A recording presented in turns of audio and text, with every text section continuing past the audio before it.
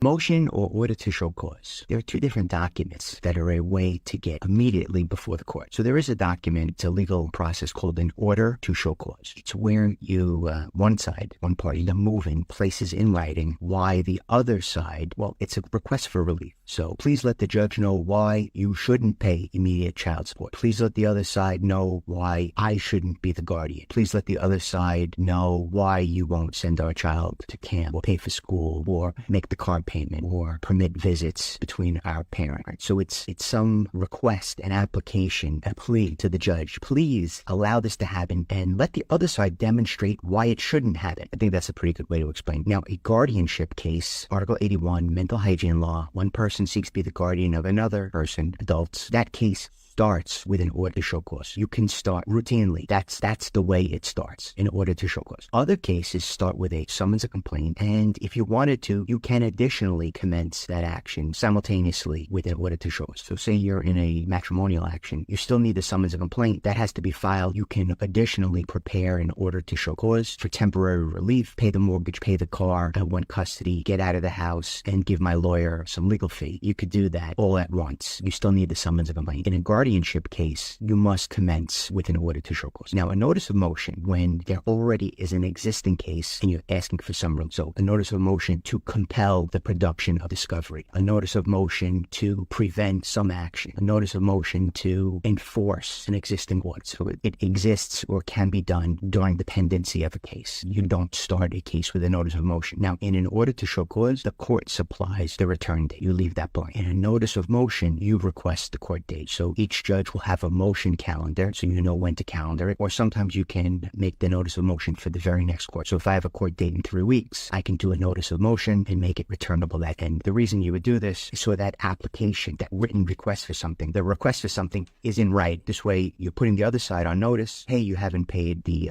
car payment. Our child's tuition is coming due. You haven't submitted the documentary evidence. You haven't given tax returns or pay stubs or things like that. And this, they should have known anyway, but now there's no excuse. I didn't realize that I needed to bring it today. I didn't know that the other side was looking. And sure, a phone call or an email or a letter would go a long way, but sometimes you need to do just a little bit extra. And that's what we're in this business for, right? To do a little bit extra for you.